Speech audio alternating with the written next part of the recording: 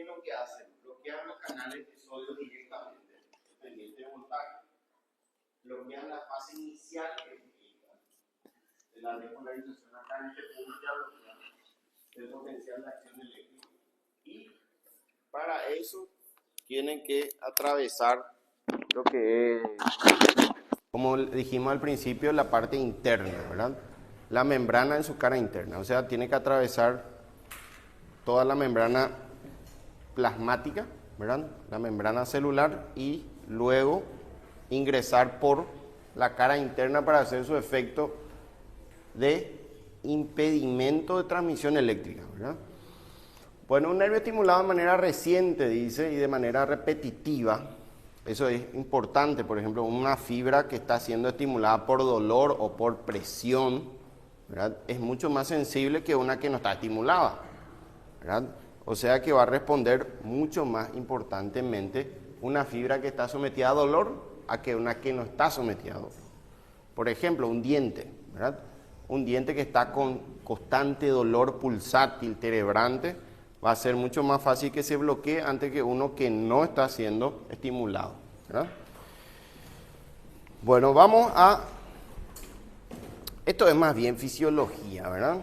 Orden de bloqueo neuronal, ¿verdad? Vamos a lo que dice el libro, porque esto viene del libro. Tenemos 3 tipos de fibras que transmiten información, ¿verdad? Sabemos que podemos transmitir información motora, por ejemplo, a través de las vías piramidales para poder ejercer un movimiento, una acción, ¿verdad? También la propiocepción, que es la información de la localización en donde ustedes se encuentran, ¿verdad? Muy importante la propiocepción. Incluso con los ojos cerrados ustedes saben que están sobre una silla, ¿verdad? Sin embargo, si esa información no se transmite, ustedes van a caerse o van a tener trastornos de equilibrio, de movimiento, de reconocimiento. Y también del tono muscular.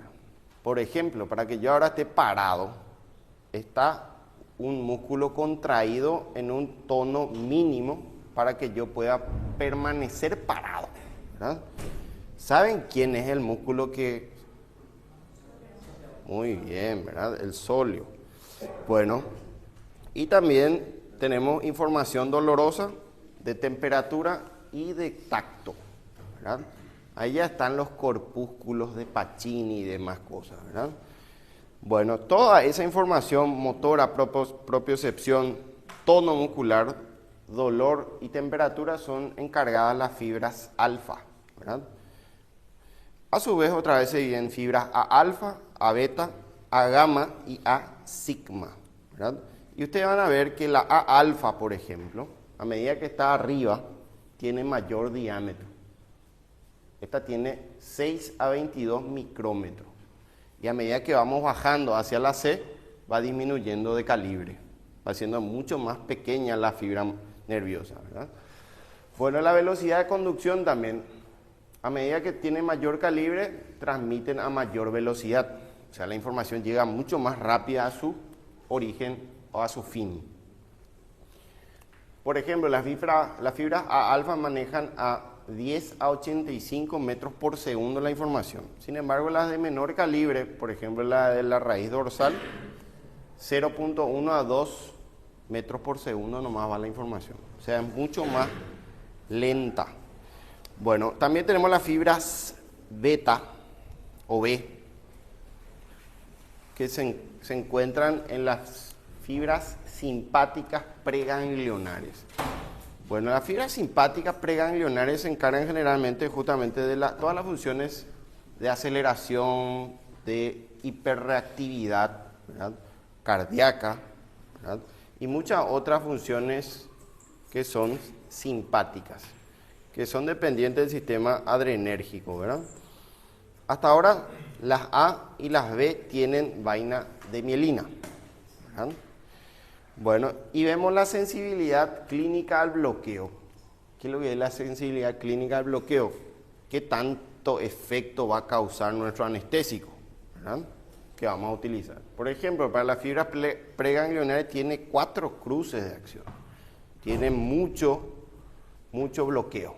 Tiene mucha acción, tiene mucho poder de anestesia, ¿verdad? Tenemos la fibra C, que si miramos el diámetro es muy pequeño, ¿verdad? Y ya no tienen vaina de mielina, ¿verdad? Estas fibras C están también en el sistema simpático en las fibras postganglionares, no en las preganglionares, ¿verdad? Y se encargan de funciones vegetativas como vasomotora, visceromotora, sudomotora y piloerectora, ¿verdad? O pilomotora, piloerección, ¿verdad? Bueno, y también tenemos por último las raíces dorsales, que son una de las más pequeñas, no tienen vaina de mielina y su velocidad de conducción es mucho menor, ¿verdad? ¿De qué se encargan? Dolor, temperatura y tacto, pero tienen sensibilidad 4 cruces al bloqueo anestésico, ¿verdad? Esto es para conocimientos generales, ¿verdad? Bueno, acá vemos las fibras, bloqueo de fibras B, que eran estas simpáticas preganglionares, ¿verdad? Aumento de la temperatura y vasodilatación. Alguna acción más específica, ¿verdad? Las A, delta y C se encargan de la pérdida de la temperatura o de la sensibilidad de la temperatura y la dolorosa, ¿verdad? La sensación dolorosa, que es el objetivo principal en este caso, que queremos con estos anestésicos que el paciente no sienta, o sea, que el paciente o la persona no sienta dolor, ¿verdad? La A y la gamma, pérdida de la propiocepción. Esto ya es más profundo, ¿verdad? La A beta, pérdida de la sensibilidad del tacto y presión, y las A alfa, que son las más grandes, ¿verdad? Las de mayor velocidad de conducción, que son las fibras que se encargan de la motricidad, ¿verdad? Generalmente vienen de las vías piramidales. Bueno, entonces, según el tipo de fibra nerviosa y sus funciones, tenemos la siguiente conclusión. Bueno, la reversión del bloqueo se produce en sentido inverso, o sea que para que pueda recuperar la motilidad, la propiocepción y la sensibilidad nociceptiva es en sentido inverso. O sea, el fármaco va a desprenderse y va a volver a expulsarse. Se bloquea de manera preferente las fibras pequeñas al inicio, dice. O sea que son las fibras C, las que se bloquean preferentemente, ¿verdad? Que justamente también participan en el dolor. También nos dice que los nervios mielinizados dejan de conducir antes que los mielinizados.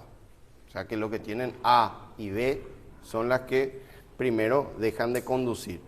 Sin embargo, las fibras B y C, las más pequeñas, son las primeras también en dejar de conducir. O sea, como las fibras de menor diámetro, como la C, que no tienen vaina de mielina, por cierto, dejan de conducir primero, y las delta tipo A, pequeñas, se bloquean después, ¿verdad? O sea, tardan más tiempo en bloquearse. Bueno, según la química, nuestro anestésico local tiene una característica universal, en el cual en un extremo ustedes van a encontrar un anillo aromático que se conecta a su principal característica química, que puede ser un grupo amina o amida, ¿verdad? A través de una cadena hidrocarbonada. Justamente este anillo aromático es el que le da la característica de liposolubilidad, ¿verdad? O sea que el fármaco se movilice fácilmente a través de la membrana citoplasmática, ¿verdad?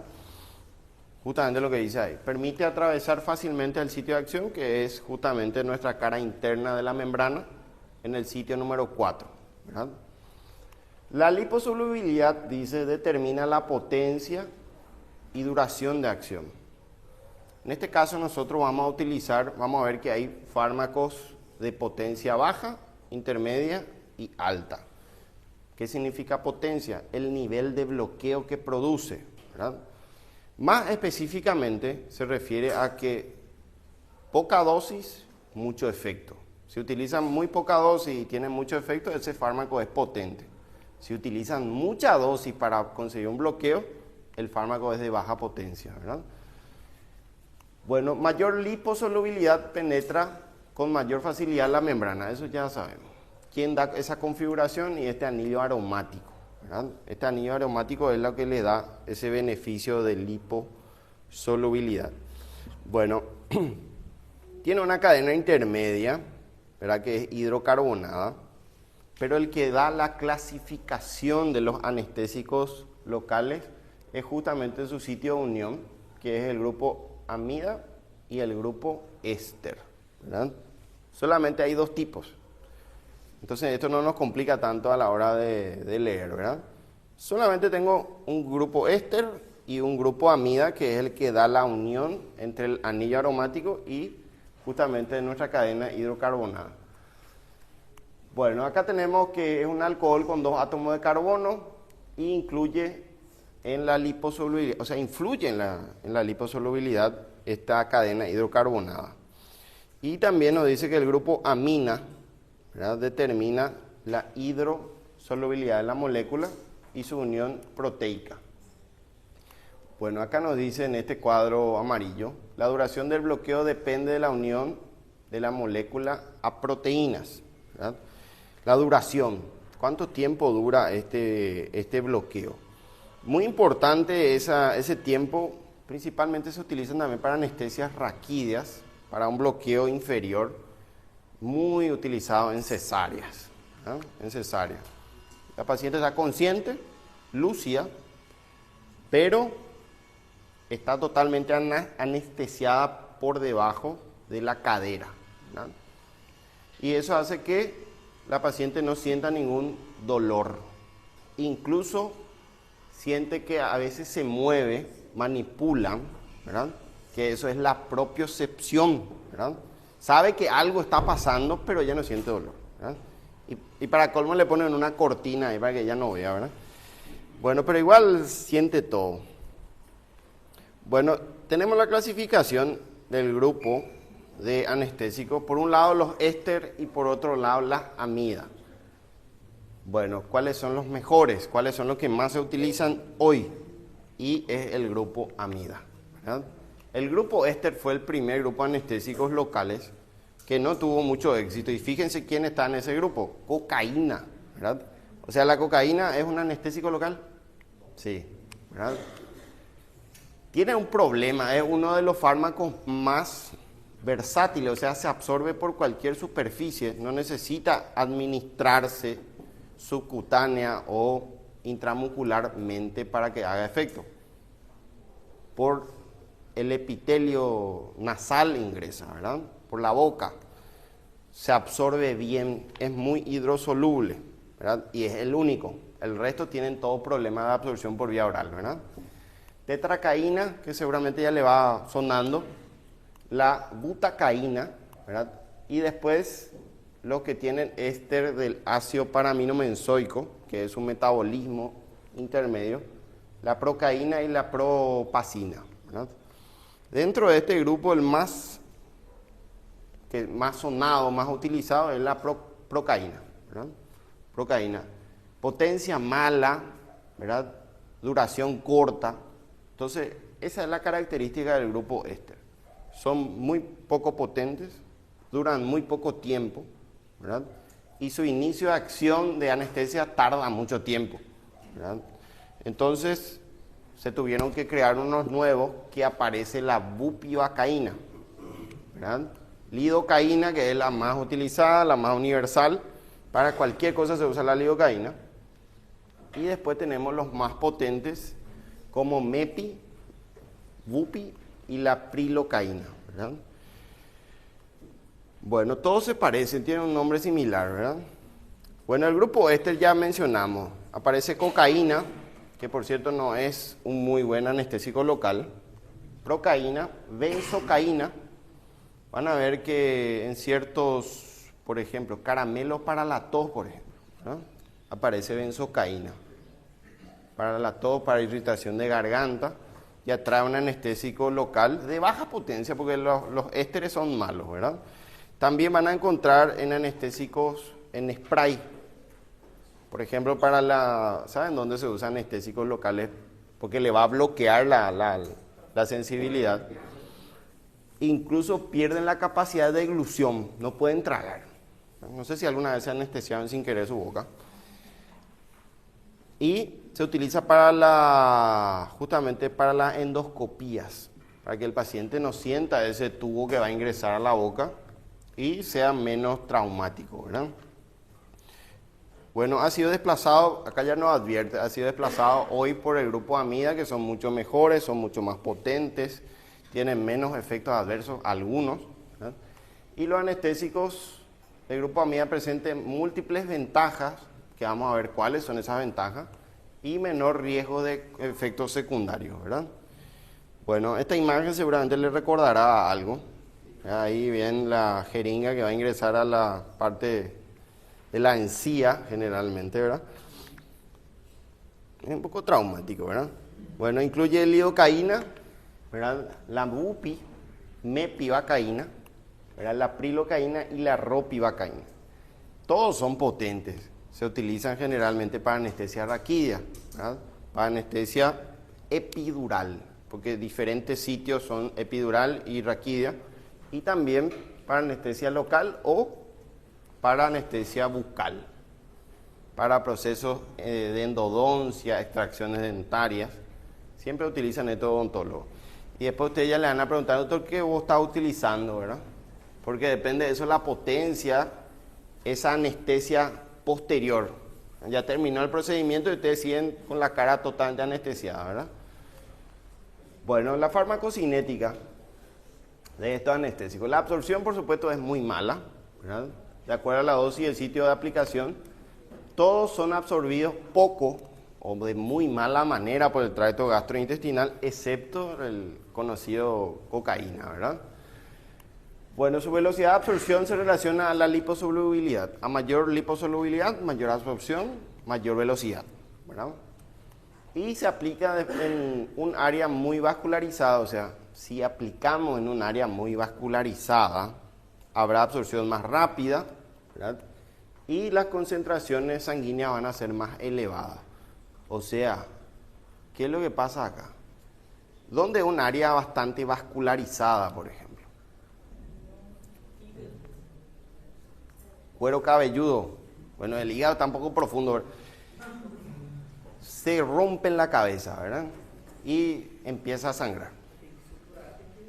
Empieza a sangrar. El cuero cabelludo sangra muchísimo porque está bastante irrigado.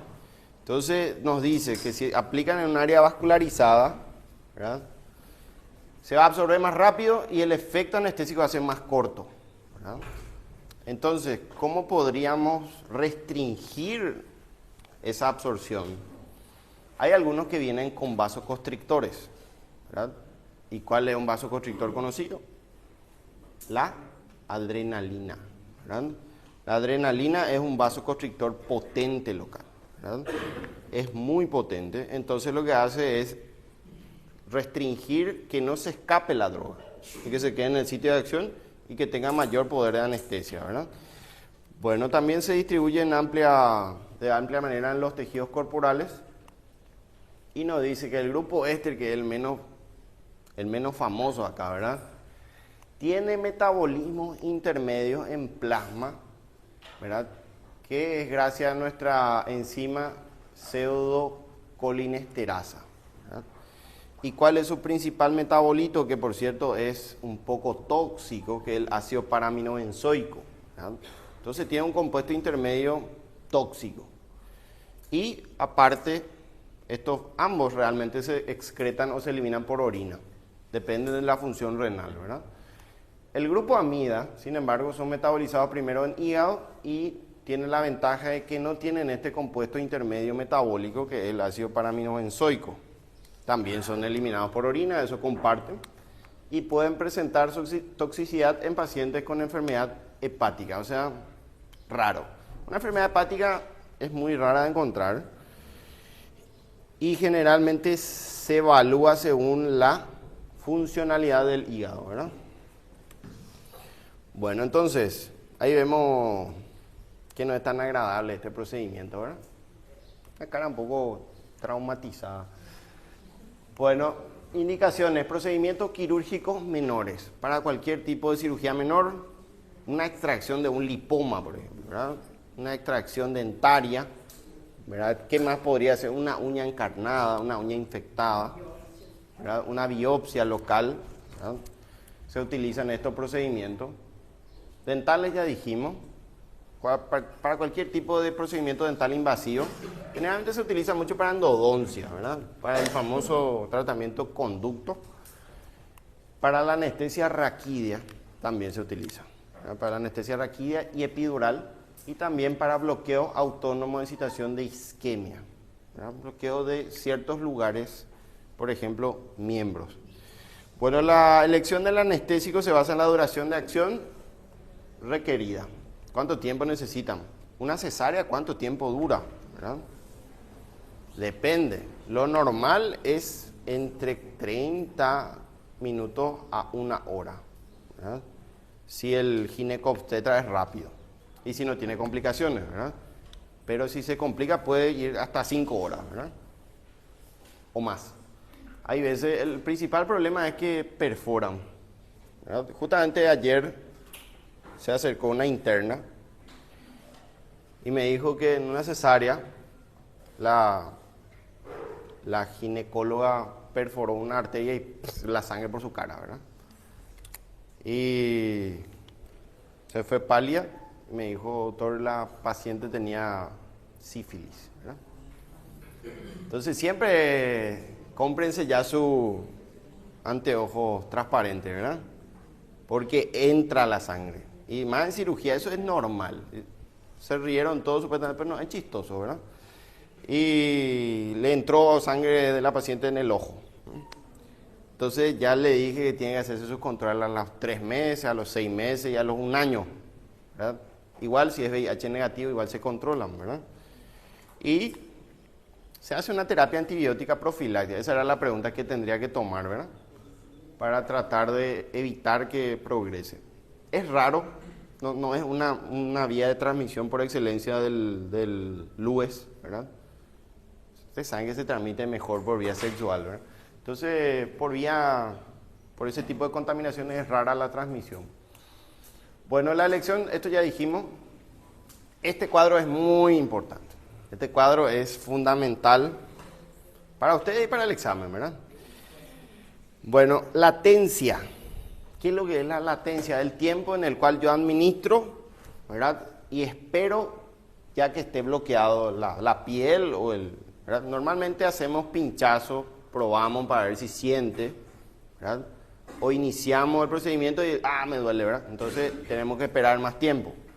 Hay algunos que tienen periodo de latencia corta, que es lo que buscamos, que sea muy corto el tiempo de administración y anestesia. Muy poco tiempo, ¿verdad? ¿Cuáles son los que son cortos? La clorprocaína tendría que ser acá, mepivacaína, etidocaína y la lidocaína. Fíjense que la lidocaína, que es el más utilizado, es de latencia corta, ¿verdad? Alguien está echando todo ahí algo. Bueno, de intermedia, o sea, ya tardan poco tiempo, ¿verdad? La bupivacaína, la levobupivacaína y la ropivacaína. Estos dos se utilizan mucho en anestesias bucales, ¿verdad? Y también en raquídea, ¿verdad? Y las que son más malas, ¿verdad? Las que tardan mucho tiempo en hacer efecto, ya aparece la procaína y la tetracaína, ¿verdad? Bueno, la potencia. Habíamos dicho que potencia era dosis baja y un efecto importante, ¿verdad? Clorprocaína baja y la procaína nuevamente. Fíjense que estos dos, acá está la procaína en 2 puntos muy malos. Uno que es de latencia alta y potencia baja, ¿verdad? Intermedia es prilocaína, mepivacaína y lidocaína. La lidocaína tiene un periodo de latencia corta, pero su potencia es intermedia. No es un muy buen anestésico, ¿verdad? Y la que tiene potencia alta es la bupi, la levobupivacaína y la ropivacaína. La mepi es de intermedia, ¿no? La mepi es de intermedia. Las que son más potentes son la bupi, levobupi y la ropivacaína. Se utiliza mucho para lo que es anestesia raquídea, por ejemplo, porque tenemos un efecto potente, ¿verdad? Un efecto potente. Y la duración de efectos, ¿cuánto tiempo dura? Corta, muy corta, desaparece rápido, ¿verdad? clorprocaína, la procaína y la que son intermedias, prilocaína, mepivacaína y la lidocaína. En este punto es importante que no sean muy largos, ¿verdad? Por ejemplo, para procedimientos locales no hace falta que tenga una anestesia muy larga, ¿verdad? Y la acción prolongada, que ya es la bupivacaína, ropi y la levobupi. Acá hay mucho relacionamiento porque las que tienen potencia alta duran mucho tiempo también, ¿verdad? O sea, para procedimientos de tiempo prolongado. Por ejemplo, una cesárea, ¿verdad? Siempre los anestesiólogos, porque esto lo que van a administrar son los anestesiólogos especialistas en el área,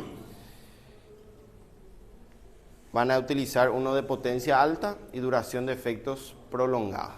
Normalmente 1 hora es su tiempo de anestesia.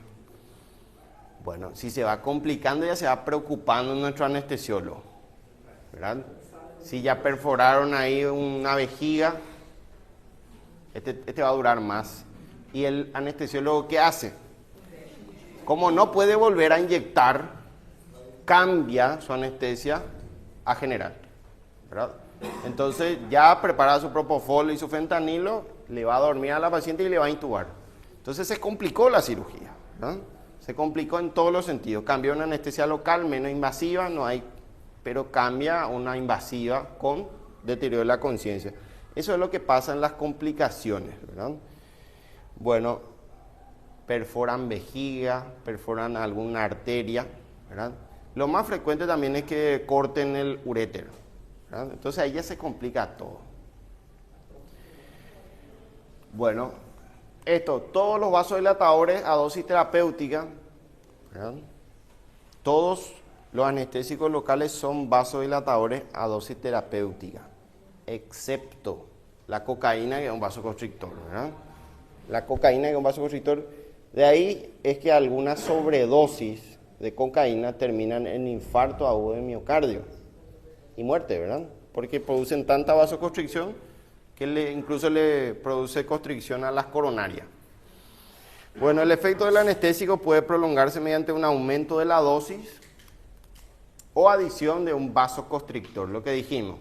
Para que tengamos mayor efecto, tenemos que usar mucha dosis o un vasoconstrictor como ¿quién? Adrenalina, ¿verdad? Bueno, entonces, ¿cuál es el mecanismo de un vasoconstrictor? Ustedes van a ver cuando vayan o lo que acuden a prácticas, ¿verdad?, de medicina, hospitalarias, van a ver que hay una lidocaína al 2% y viene con un color, creo que azul o verde, ¿verdad? No recuerdo bien. Azul, ¿verdad? Y está otro que es rojo, ¿verdad? Te dice, mira que este rojo es peligroso y tiene adrenalina. ¿Y por qué te advierte con el color? ¿Verdad? Todo lo que es peligroso en medicina es rojo. ¿Verdad? Todo lo que son relajantes musculares periféricos, benzodiazepinas, ¿verdad? Todo lo que son opioides vienen rojo luego. Peligroso, ¿verdad? Entonces te advierte por qué. Porque esos fármacos, si son administrados en lugares distales como dedos, pueden producir necrosis del dedo. Se va a caer su dedo, ¿verdad? Van a tener que amputarle el dedo. Entonces tienen que tener cuidado en administrar en lugares distales. Ahora, en el cuero cabelludo, por ejemplo, en lugares como el dorso, ¿verdad?, la espalda, el abdomen, no hay problema, porque tiene mucha circulación colateral. Sin embargo, en el dedo, en las extremidades, hay circulaciones terminales, ¿verdad? Terminales. Bueno, vasoconstrictor, adrenalina, ¿verdad?, retrasa la eliminación del fármaco en el sitio de acción y usamos en lugares donde hay mucha vascularización. Por un lado, ayuda a que el fármaco se concentre en el lugar y por otro lado, ayuda a que no haya mucha sangre, ¿verdad?, que no haya mucha hemorragia, ¿verdad? Entonces limita la hemorragia. Baja la concentración sanguínea y minimiza la posibilidad de intoxicación intravascular, ¿verdad? Bueno, hay un problema que acá no está en esta diapositiva, que los anestésicos locales son muy alergénicos. Son muy alergénicos. O sea que esto estos anestésicos tienen que ser administrados o realizados en un medio hospitalario. Hay muchas reacciones alérgicas y principalmente a la lidocaína. La lidocaína es la más peligrosa, por eso los odontólogos usan Bupi o Mepi, ¿verdad? Porque tienen menor incidencia de reacciones anestésicas alérgicas, ¿verdad? Y varias veces vinieron en el consultorio de urgencia odontólogos desesperados con sus pacientes, ¿verdad? Todo chocado ahí, pero era por una reacción vasovagal nomás, por suerte, ¿verdad? Se asustan, ¿verdad? Hay gente que tiene fobia a la jeringa, ¿verdad? Y ve una jeringa enorme que se está aproximando y ¿verdad? Se caen, se desmayan y el odontólogo alarmado le alza al paciente, ¿verdad? Bueno, la adrenalina no debe administrarse en combinación para bloqueo nervioso en zonas donde es terminal la circulación. Eso ya habíamos dicho, como los dedos, por ejemplo. Puede producir isquemia, necrosis o secuelas, ¿verdad? Secuelas. ¿Para qué utilizamos en dedos, por ejemplo, anestesia local? Para sutura y para la extracción de lo que le dije, la onicocriptosis, ¿verdad? La extracción de uñas encarnadas, que es algo habitual. Bueno, la dosis de cualquier anestésico local depende de qué. De la vía de administración, del procedimiento utilizado que van a hacer, cuál va a ser su técnica quirúrgica y del área a ser anestesiada. Si es cuero cabelludo, si es dedo, mano, ¿verdad? Depende mucho de eso. La vascularización del tejido. Recuerden que en lugares muy vascularizados tenemos problemas de concentración, ¿verdad? Y la profundidad de la anestesia también. ¿Qué tan profunda es la que ustedes van a utilizar? ¿Es una cirugía amplia o no? Y la duración deseada que ustedes buscan con el anestésico, ¿verdad? Bueno, hablamos de los menos famosos, que es del grupo éster, ¿verdad? Hasta ahora no tiene ninguna ventaja. Representa el anestésico local el representante, que es la procaína. Se sigue utilizando procaína, ¿verdad? Hay muchos que utilizan procaína todavía. Ventaja, no hay mucha ventaja. Como todos los anestésicos locales, estabiliza la membrana neuronal, impidiendo la permeabilidad de sodio en el potencial de acción, ¿verdad? De ese modo, hace que no se propague el impulso nervioso, principalmente nociceptivo y propioceptivo, ¿verdad? Bueno, ¿para qué vamos a usar? Ahí vemos procaína al 2%, dice. Tiene un envase transparente, no tienen problema con la luz. Usamos para heridas, ¿verdad? Para cirugías menores, como dijeron, biopsia, extracción de algún tumor localizado, ¿verdad? Quistes, ¿verdad? Quemaduras, abrasiones y también en aplicación de anestesia espinal. Esto también es importante para quemaduras, dice. Viene en forma de crema o geles también. Por ejemplo, toda crema para quemadura ya viene universalmente con su anestésico local y viene con un antibiótico, ¿verdad? Con un antibiótico.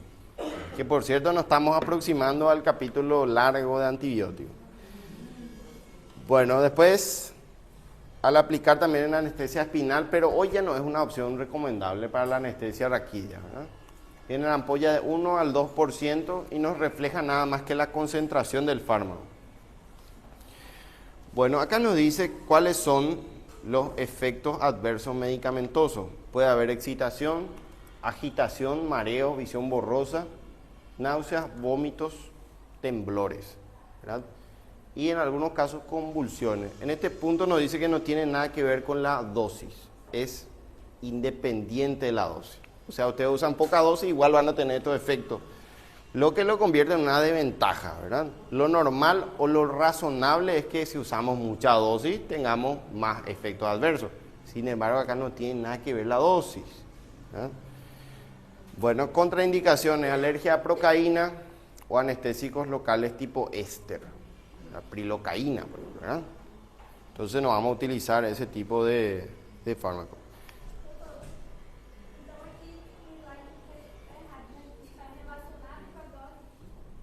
¿Cuál? Poco frecuente relacionado con la dosis, o sea, no están relacionados con la dosis. Sí, claro. No está relacionado con su dosis, es tipo un efecto, ¿cómo se llama? Idiosincrático, ¿no? Tipo un efecto idiosincrático. Bueno, en cuanto a lo que es lidocaína, que fíjense que el único representante de este es procaína, ¿verdad? No hay otro, por lo menos actualmente. Esto sigue circulando, pero algunos médicos de más antigüedad son los que utilizan, ¿verdad? Bueno, entramos en el grupo amida, que es lo que tiene mayores ventajas en potencia, inicio de acción, y uno de los anestésicos más empleados, realmente uno de los más empleados es la lidocaína, ¿verdad? ¿Y por qué? Porque ya vieron ya, su inicio de acción es rápido, o sea, no necesitan mucho tiempo para esperar que se anestesie el área local. Su potencia es intermedia, ¿verdad? No es un fármaco muy potente, ¿verdad? Y su duración de acción es intermedia, o sea, lo vuelve un fármaco bastante medial, ¿verdad? Bueno, prototipo dice ejemplo de lo que es fármaco tipo amida y nos dice que produce alteración de desplazamiento iónico como todos. Interfiere en la transmisión de los canales de sodio en la membrana neuronal. Bueno, ahí vemos esta no es lidocaína, esta es silocaína. Un familiar muy cercano a la lidocaína y viene en spray, ¿verdad? Dijimos, ¿para qué proceso podríamos utilizar esto? Para lo que son las endoscopías digestivas, para la colocación de sondas nasogástricas. Por la nariz podríamos aplicar también para procesos faringios dolorosos, ¿verdad? Faringoamielitis viral, por ejemplo, ¿verdad? Duele mucho, el paciente no puede comer, entonces le anestesian con esto y el paciente puede deglutir otra vez fácilmente, ¿verdad? Bueno, anestesia local tópica y en infiltración, ¿verdad? Por ejemplo, dolor por heridas, cirugía menor, quemaduras y también acá un poco algo ya fuera de contexto prácticamente hoy lo que es la episiotomía, ¿verdad? ¿Saben lo que es episiotomía? Bueno, la cabeza del feto ahí viene y se tranca por la parte vaginal distal o vulvar, no puede salir. ¿Y qué hace el médico? Corta la vulva, ¿verdad? Corta la vulva y ahí se amplía el canal y el paciente, el feto sale, ¿verdad?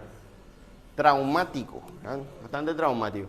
Hoy eso ya se previene y dice, es muy grande el feto, vamos a hacerle una cesárea, ¿verdad?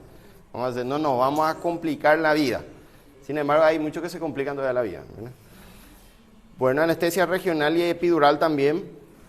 Y usamos soluciones 1 y 2% con y sin adrenalina. Por eso es importante siempre ver si es con adrenalina o sin adrenalina, ¿verdad? Si son áreas no muy sangrantes o no muy vascularizadas, no hace falta usar con adrenalina, ¿verdad? También en geles, ¿verdad? Por ejemplo, para aftas, ¿verdad? Para aftas, ¿saben lo que es afta? Lesiones erosivas en la boca, aerosoles como este, ¿verdad? Ungüento, solución óptica también, muchas gotas ópticas vienen con lidocaína, ¿verdad? Para la anestesia, para la otitis externa principalmente, ¿verdad? Y también lo que más utilizamos son las soluciones inyectables. Bueno, en cuanto a sus reacciones adversas medicamentosas, que es RAM, tenemos excitación, agitación, hasta ahora nunca vimos, ¿verdad? Por eso dice poco frecuente. Mareos, tinnitus, visión borrosa, náuseas, vómitos, temblores y puede haber convulsiones. Pero como le dije, no se suele ver. Lo más frecuente es la alergia.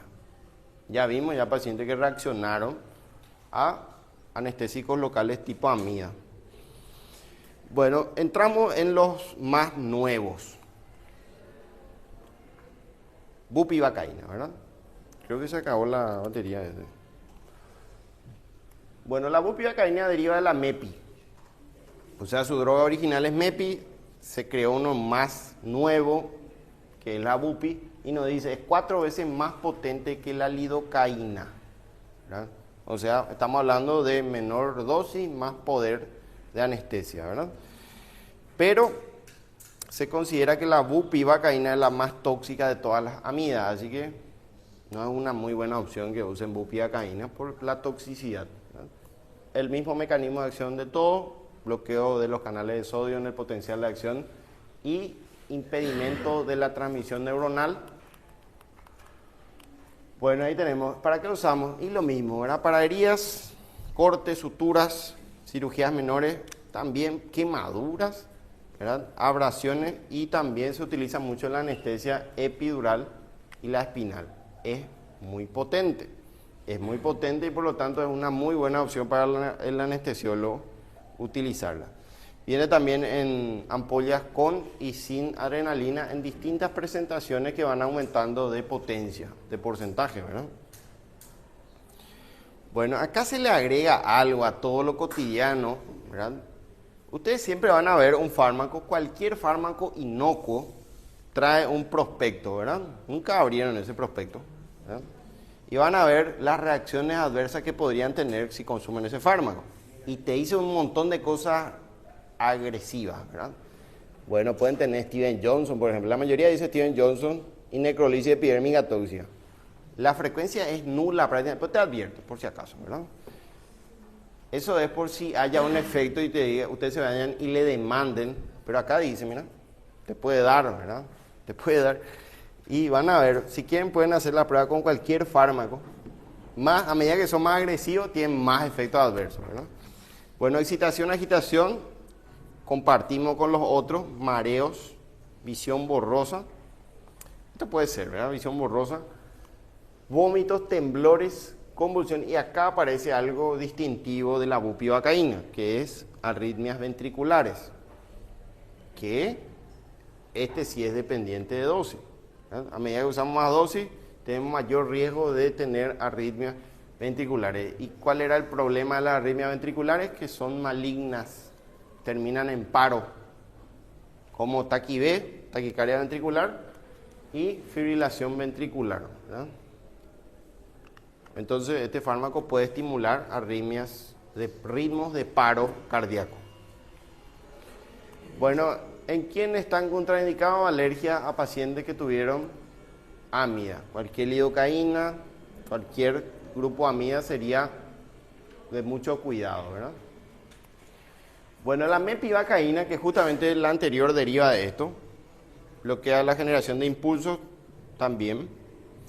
Y nos dice, se utiliza para anestesia local e infiltración. ¿Se recuerdan que la MEPI era de potencia intermedia?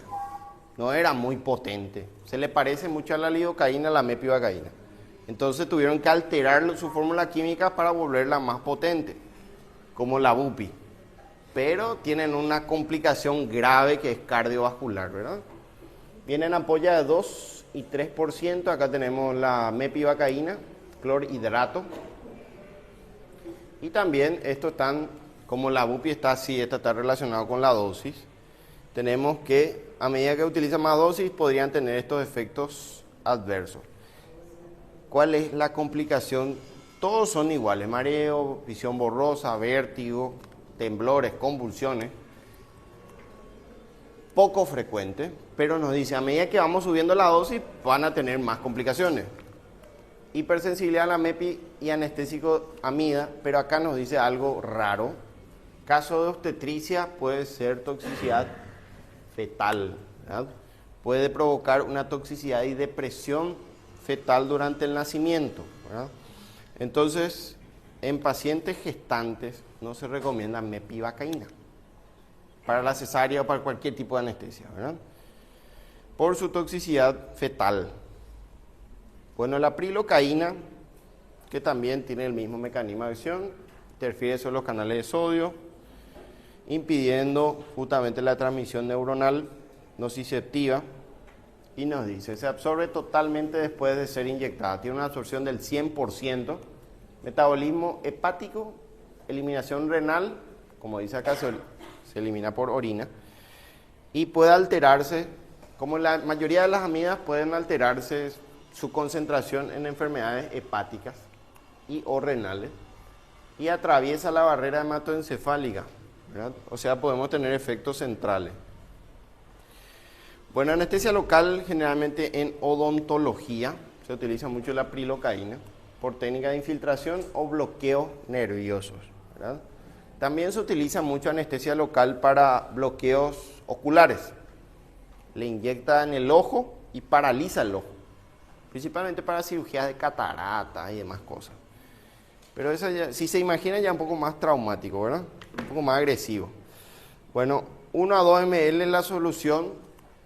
Y acá ya viene por kilogramo peso para adultos y para niños. 8 miligramos y 6.6 máximo para niños. Bueno, está tardando la transmisión sináptica de mi computadora. Ahora no sé qué le pasa. Está anestesiado. Bueno, la Ropi. Ropi, otro fármaco potente. 27, ¿verdad? Anestésico local tipo amida, pero acá tiene algo distintivo la Ropi de la Bupi, la Mepi. Hasta ahora dijimos que la bupivacaína es 4 veces más potente que la lidocaína. Sin embargo, acá tenemos una acción vasoconstrictora independiente, ¿verdad? No hace falta, si van a utilizar ropivacaína, no hace falta que le agreguen una adrenalina, porque ya es luego vasoconstrictora. Tampoco es recomendable usar en partes distales. Cuidado con esa pregunta, ¿verdad? Porque podrían comprometer la perfusión distal y ocasionar una isquemia, ¿verdad? Bueno, fármaco, como les dije, potente, se utiliza muchísimo en cesárea por su potencia y su duración. Bloqueo epidural para cirugía incluyendo cesárea, ¿verdad? Y manejo del dolor agudo y crónico también. Tienen ampollas de 2%, 75%, perdón, 0.2, 0.75 y 1%. Bueno, y también nos dice similar a todo lo anterior, náuseas, vómitos, ¿verdad? Visión borrosa, temblores, todo lo que comparte con la amida. No tiene algo distintivo como reacción adversa, por lo que lo vuelve en un fármaco más opcional, o sea, más asequible o más utilizable por su baja potencial de efectos adversos. Es el más nuevo de todos los anestésicos locales tipo amida. Entonces tiene muchas más ventajas y es más recomendable. Por eso dice que se usa incluso en cesárea hoy como forma cotidiana, ¿verdad? Bueno, ahí ven el fármaco anterior antes de irnos al receso, ¿verdad? Está en rojo, ¿verdad? Siempre tienen que mirar el fármaco, porque todos se parecen, ¿verdad? Todos se parecen, entonces siempre acérquense y miren qué fármaco le van a aplicar a su paciente. Una vez se confundió una licenciada y en vez de administrarle, qué sé yo, era un fármaco adrenalina, creo que era, le administró potasio, ¿verdad? Se confundió un poquito, ¿verdad? Un poquito. Casi se murió la paciente, casi, ¿verdad? También hace poco hubo un caso acá de un colega interno. Bueno, no sé si era colega porque era una facultad que está muy hacia allá, ¿verdad? Le hizo potasio a una paciente, ¿verdad? ¿Por qué? Porque se confundió con ketorolac. Vino por cefalea, le iba a hacer, por supuesto, el médico estaba durmiendo, porque a las 3 de la mañana, rompió la ampolla, potasio intravenoso, ampolla de potasio en el basurero, ¿verdad? ¿Cuál fue el error? No miró qué es lo que era el fármaco, ¿verdad? Y ustedes saben que a ese médico, o sea, no era médico, era un proceso, estaba en el proceso, ¿verdad? Se le condenó, ¿verdad? O sea, se le imputó. Muchos piensan que por ser internos no tienen responsabilidad todavía, ¿verdad? Sin embargo, sí, internos, residentes. Cuando pisan el hospital ya tienen un grado de responsabilidad. Por eso es importante que estén bien entrenados, ¿verdad? Una cosa es la práctica y otra cosa es la teoría. Ustedes tienen que estar bien en la teoría, ¿verdad? Entonces, la práctica se aprende rápido, ¿verdad? Una manualidad nomás. O sea, no se apuren por practicar, por ejemplo, ¿verdad? Bueno, ahí